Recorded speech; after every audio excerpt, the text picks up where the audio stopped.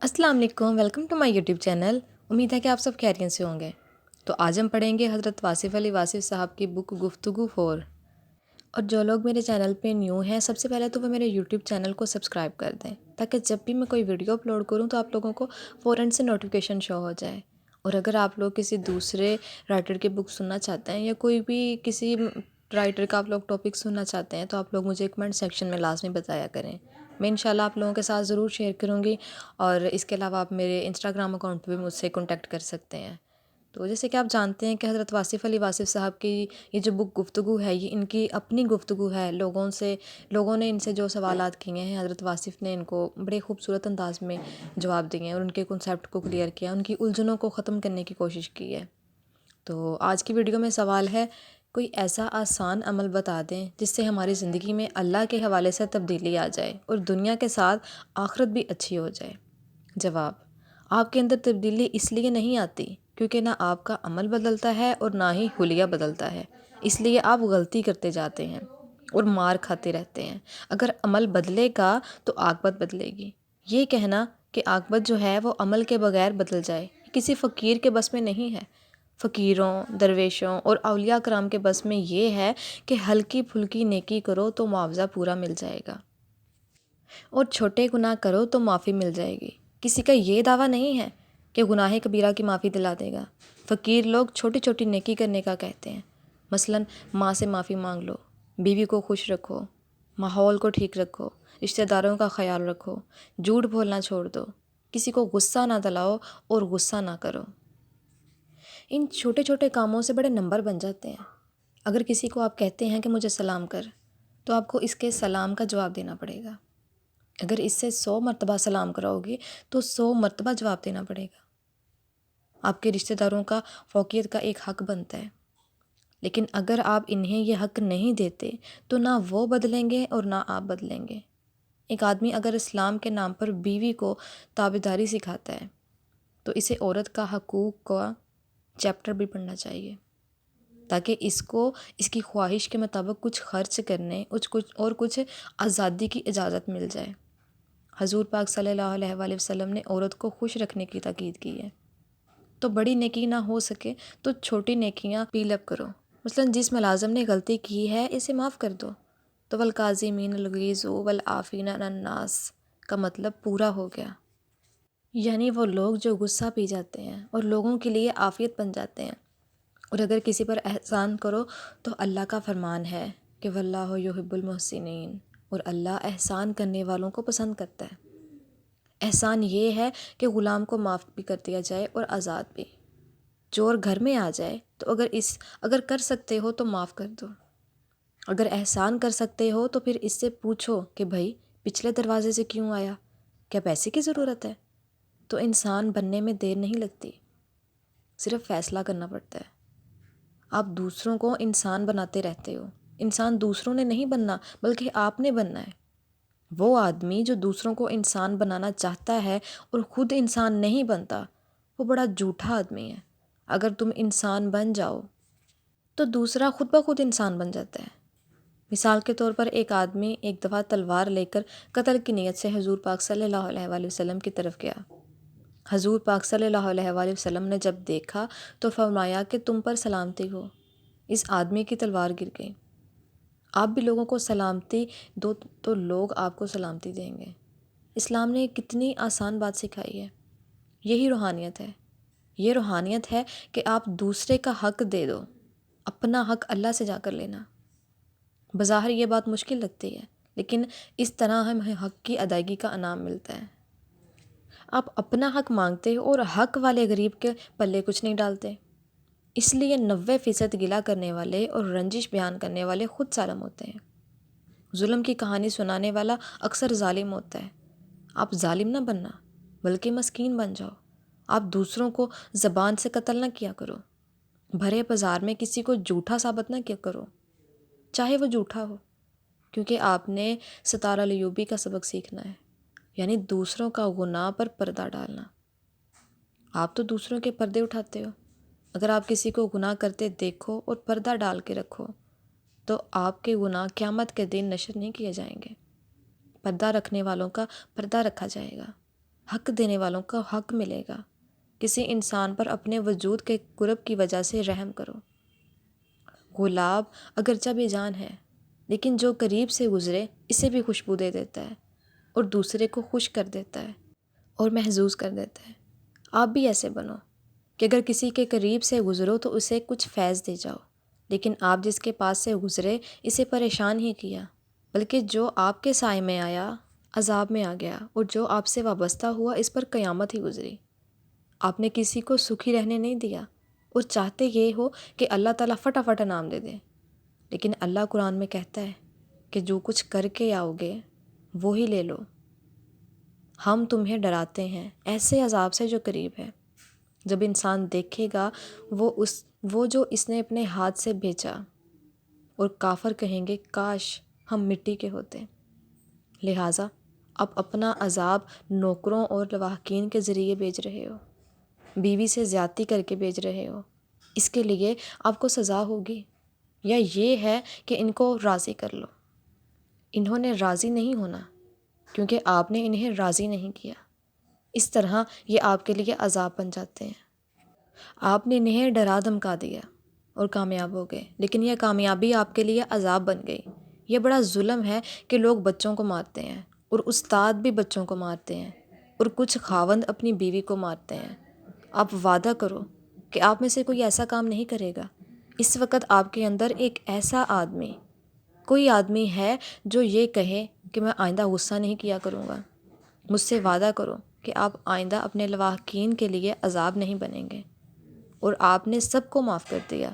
عبادت یہ ہے کہ ہر وقت اللہ کے خیال میں رہنا، اس کی یاد میں رہنا، اور اس کی بتائی ہوئی شریعت کے مطابق چلنا، اپنے وسائل اللہ کی راہ میں استعمال کرنا، جو خیال ہے اس کی راہ میں استعمال کرنا، اور انسانوں کے ساتھ نیک سلوک کرنا۔ یہ سب ابتدائی باتیں ہیں، اور اصلی روحانیت یہ ہے کہ اس زندگی کو اس زندگی سے زیادہ دور نہ رکھنا۔ اس زندگی کے بارے میں آپ کو کوئی پتہ ہے؟ اس زندگی میں کوئی آدمی کسی کے خلاف عمل نہیں کر سکتا، کیونکہ عمل معطل ہو جائے گا۔ آپ اس زندگی میں عمل معطل کر دو۔ اس زندگی میں جو ہو سکتا ہے وہ اس زندگی میں کر دو، تو گویا کہ زمین کے اوپر کا کردار اور زمین کے اندر جانے کے بعد کا کردار برابر کر دو۔ ایسے رہو جیسے نہیں ہو۔ یہ اندیشہ نہ کرو کہ لوگ مار ڈالیں گے یا کھا جائیں گے۔ تو اگر آپ کو اللہ نے بچایا ہوا ہے تو آپ کو کوئی نہیں کھا سکتا۔ میں نے پہلے بھی بتایا تھا کہ شکرے باز اور شاہین چاہے جتنے ہو جائیں، لیکن چڑیا اپنی جگہ زندہ رہے گی۔ بچانے والا بچاتا ہے، ورنہ آپ کو کوئی کمزور چیز نظر ہی نہیں آتی۔ بڑے بڑے بادشاہوں کے زمانے میں کمزور انسان زندہ رہے ہیں۔ نوشیروان بادشاہ کو بڑھیا نے نکال دیا تھا کہ یہاں سے چلا جا، کیونکہ میری کٹیا خراب ہو رہی ہے۔ اللہ نے بادشاہ کے دل میں خوف ڈال دیا کہ اس بڑھیا کو چھیڑا تو برباد ہو جائے گا۔ آپ اپنے آپ میں تھوڑی سی ہمت پیدا کرو، کچھ قوت پیدا کرو، اپنے مقام کا تعین کرو، اور لوگوں کو ان کا مقام دو۔ اگر ہر روز اضافی طور پر ایک نیکی کی جائے تو آپ کی بہت سی نیکیاں جمع ہو جائیں گی، اور اگر ایک بدی اضافی طور پر کم کر دی جائے تو آپ کی زندگی بڑی اچھی ہو جائے گی۔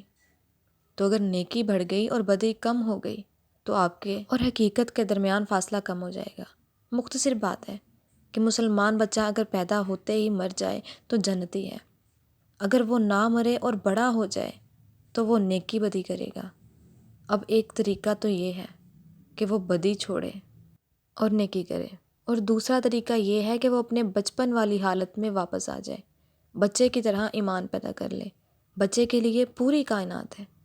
انسان تمام ہیرا پھیریاں کرنے کے بعد اگر بچہ بن جائے تو سمجھو بخشش ہو گئی۔ ایک آدمی اگر بیمار ہو، پریشان ہو، اور اسے کہا جائے کہ نماز پڑھو، اگر وہ کہے میں نماز نہیں پڑھتا تو سارا گناہ تبلیغ کرنے والے کے ذمہ لگے گا، کیونکہ اس نے اس پرسن کی کیفیت نہیں دیکھی کہ وہ اس حالت میں نہیں ہے۔ تو دوسرے کی حالت دیکھے بغیر تبلیغ کرنے والا اتنا ویران ہے جتنا کوئی اور چیز۔ جب کبھی تبلیغ کرو تو پہلے دوسرے کی حالت دیکھو، مزاج بھی دیکھو کہ کیا یہ رسپیکٹیو ہے۔ بعض اوقات آپ کا بچہ بھی آپ کا کہنا نہیں مانتا تو لوگ بیمار کو تبلیغ تو کرتے ہیں، لیکن اس کی خالی بوتل میں کوئی دوائی نہیں ڈالتا۔ اور اس طرح وہ تبلیغ کو نہیں مانتا۔ دوسری بات یہ ہے کہ زیادہ تبلیغ کی بجائے اپنا عمل ٹھیک رکھو۔ آپ کا عمل یہ ہوتا ہے کہ آپ ایک بڑا مکان بناتے ہو، پھر وہاں شادیاں ہوتی ہیں اور پھر وہاں جنازے بھی اٹھتے ہیں، لیکن یہ سب دیکھ کر آپ ٹس سے مس نہیں ہوتے۔ آپ دیکھتے رہتے ہو کہ یہ بات کسی کے ساتھ بھی ہو سکتی ہے۔ ایک ایک کر کے آپ سب کو رخصت کرتے جا رہے ہو، تو رخصت ہو جانا ان کی فطرت میں لکھا ہوا ہے۔ کہیں ایسا نہ ہو جائے کہ لوگ رخصت ہو جائیں اور انہیں نیکی کا وقت ہی نہ ملے۔ اس سے پہلے کہ لوگ چلے جائیں ان کے ساتھ نیکی کر لو۔ اس سے پہلے کہ سائل آواز لگا کے چلا جائے اس کو کچھ دے دو، ورنہ ڈھونڈو گے تو نہیں ملے گا۔ ایک جگہ ایک تقریر تھی، وہاں ایک بزرگ صدارت کر رہے تھے۔ تقریب کا موضوع زندگی تھا۔ ایک چھوٹا بچہ نعت پڑھ رہا تھا۔ پھر میری باری آئی تو میں نے کہا کہ میری بات سنو، مجھے لمبی چوڑی تقریر تو آتی نہیں، پر میں ایک بات جانتا ہوں کہ زندگی اس بچے سے شروع ہوتی ہے اور یہاں پر ہی ختم ہو جاتی ہے، تو دھیان کرو کہ کیا ہو رہا ہے۔ پھر میں نے کچھ توجہ کر دی۔ محفل میں اکثر اثر ہو گیا اور کچھ لوگ رونے لگ گئے۔ جو آدمی یہ کہتا ہے کہ ابا جان کا دماغ چل گیا ہے، تو وہ آدمی خود پاگل ہو کے مرے گا۔ اگر وہ اپنے ماں باپ کو اتنا برا لفظ نہ کہتا تو کیا تھا؟ حالانکہ آپ کے لیے نوبل ہیں، قریب ہیں، آپ کی ذمہ داری ہیں۔ اللہ تعالیٰ نے فرمایا کہ تم دعا کرو، یا اللہ میرے والدین پر ایسے رحم فرما جیسے انہوں نے بچپن پر مجھ پر رحم فرمایا تھا۔ ایک بات یاد رکھنا کہ آپ کے جو ماں باپ ہیں وہ قیامت تک آپ کے ماں باپ رہیں گے، چاہے آپ کچھ بھی بن جاؤ۔ تو جس آدمی کے ادب کے رشتے نہ بدلے اس کا نصیب بدل جاتا ہے۔ ایک آدمی پوچھتا ہے کہ تم اس آدمی کے سامنے کیوں جھک گئے؟ تو اس نے کہا اس نے مجھے پہلی جماعت میں پڑھایا تھا۔ اس استاد کو کہو کہ میں نے جو کچھ حاصل کیا ہے یہ سارا فیض آپ ہی کا ہے۔ دوسری بات یہ ہے کہ اگر آپ کسی کے مرید ہو گئے تو وہ شخص اپنے نصیب کا مرید ہوتا ہے اور اس کی منزل اللہ ہے۔ اگر پیر غلط نکل آیا تو بھی منزل صحیح ہے۔ تو گویا کہ جس کو آپ نے بزرگ کہہ دیا، آپ نے اگر اس کو غیر بزرگ کہہ دیا تو یہ بھی پاگل پن ہے۔ اگر آپ کا باپ جھوٹا ہے تو بھی وہ آپ کا باپ ہے۔ اگر اس کا محاسبہ کوئی کر سکتا ہے تو وہ اس کا باپ ہی کر سکتا ہے۔ اپنے ماں باپ کا محاسبہ نہ کیا کرو، ان کے ساتھ رعایت کیا کرو۔ رعایت کسے کہتے ہیں؟ غلطی کے باوجود اس کو غلطی نہ کہنا۔ محبت کی تعریف کیا ہے؟ محبت اس انسان سے ہوتی ہے جس کی خامی نہ رہے، یعنی تمہاری نگاہ میں جس آدمی کی خامی نہ رہے وہ تمہارا محبوب ہے۔ جس آدمی کے قریب آپ رہنا چاہو اس سے آپ کو محبت ہوتی ہے۔ ایک دفعہ ایک شخص نے اپنی بیوی سے کہا کہ میں آج کل بڑا پریشان ہوں کیونکہ سکون قلب نہیں ہے۔ میرا خیال ہے کہ پیر کی خانقاہ پر جا کر سکون قلب تلاش کروں۔ بیوی سمجھ گئی کہ مجھ سے تنگ آ گیا ہے اور سکون کا بہانہ بنا کر باہر جانا چاہتا ہے۔ اس نے کہا اتنا نیک سفر ہے، مجھے بھی ساتھ لے چلو۔ کہتا ہے کہ کیا سکون حاصل کرنا، میں ادھر ہی رہوں گا۔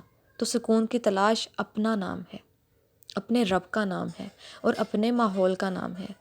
جس شخص کو ماحول سے تنگی ہو وہ کسی اور جگہ سکون نہیں پائے گا۔ سکون ایسے نہیں ملتا بلکہ دوسروں کو سکون دینے سے سکون ملتا ہے۔ سکون لینے کا طریقہ یہ ہے کہ دوسروں کو سکون دو۔ سکون برباد کرنے والے کو سکون نہیں ملے گا۔ جہاں تک ممکن ہو لوگوں کو سکون دو اور ان کے ساتھ نیکی اور خیر خواہی کرو تو تمہارا کام بن جائے گا۔ اگر ایک آدمی بہت پرفیکٹ میتھمیٹیشین ہو اور بہت باریک حساب کتاب جانتا ہو تو آخرت جب آتی ہے تو اس کا یہ سارا شعبہ کوئی نہیں گنتا۔ اس سے پوچھا جاتا ہے کہ کلمہ سناؤ تو وہ کہتا ہے کہ مجھے تو کلمہ نہیں آتا کیونکہ میں کمپیوٹر میں لگا رہا ہوں۔ تو وہ مکمل طور پر برباد ہو گیا۔ تو مقصد یہ ہے کہ برباد ہونے والی محنتیں اختیار نہ کرو۔ دنیا کی محنت پیسہ کمانے کی محنت ہے۔ پیسہ اس لیے ہوتا ہے کہ وقت گزرتا جائے۔ وقت اس لیے گزرتا جائے گا تاکہ اللہ کے دربار تک پہنچ سکے۔ اگر مقصد اللہ بن جائے تو آپ باقی ہر مقصد بھول جاؤ گے۔ ایک آدمی پیر صاحب کے پاس گیا کہ حج کی خواہش ہے، دعا کریں کوئی کارخانہ لگ جائے تو حج پر جا سکوں۔ دعا کی گئی اور کارخانہ لگ گیا۔ 6-7 سال گزر گئے مگر وہ کارخانے والا حج پر نہیں گیا۔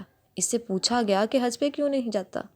تو بولا کہ کارخانہ چل پڑا ہے، اب وقت نہیں ملتا۔ یہ ہے انسان کی حالت۔ کہ پیسہ نہ ہو تو نیکی نہیں کرتا اور پیسہ ہو تو بھی نیکی نہیں کرتا۔ جس کے اندر نیکی کا میلان ہوتا ہے وہ نیکی کرتے ہیں۔ تو نتیجہ یہ نکلا کہ پیسہ یا غریبی نیکی کے راستے میں نہ معاون ہے اور نہ رکاوٹ ہے۔ نیکی فائنینشیل حالت سے آزاد ہے۔ اگر نیکی کی سمجھ نہیں آتی تو نیک کے سنگت اختیار کر لو۔ دعا کرو کہ یا اللہ ہماری سنگت نیک کر دے۔ دعا کرو کہ سب لوگوں پر اللہ رحم کرے، سب لوگوں کے حالات بہتر ہوں۔ یا اللہ سب کے گھروں میں سکون ہو۔ یا اللہ سب ایک دوسرے کا احترام کرنا سیکھیں۔ یا اللہ ہمیں اپنے ماحول کی شکایت کرنے سے بچا۔ ہم اپنے ماحول کی شاکی نہ ہوں۔ ہمیں اپنا ماحول منظور ہو، ہم اس ماحول کو پسند کریں۔ یا رب العالمین ہمیں اپنا بندہ بنا کے رکھ۔ صلی اللہ تعالیٰ علی خیر خلقی و نور عرشی سیدنا و مولانا حبیبنا و شفیعنا محمد و آلہ و صحابہ اجمعین برحمتک یا الرحمن الرحیم۔ اور جاتے جاتے میرے یوٹیوب چینل کو سبسکرائب کر لیں اگر آپ لوگ میرے چینل پہ نیو ہیں۔ یہ آپ لوگوں کی طرف سے ہمارے لیے ایک حوصلہ افزائی ہوتی ہے۔ انشاءاللہ ملتے ہیں ایک نئی ویڈیو کے ساتھ۔ اپنا ڈھیر سارا خیال رکھیے گا، اپنی دعا میں یاد رکھیے گا۔ اللہ حافظ۔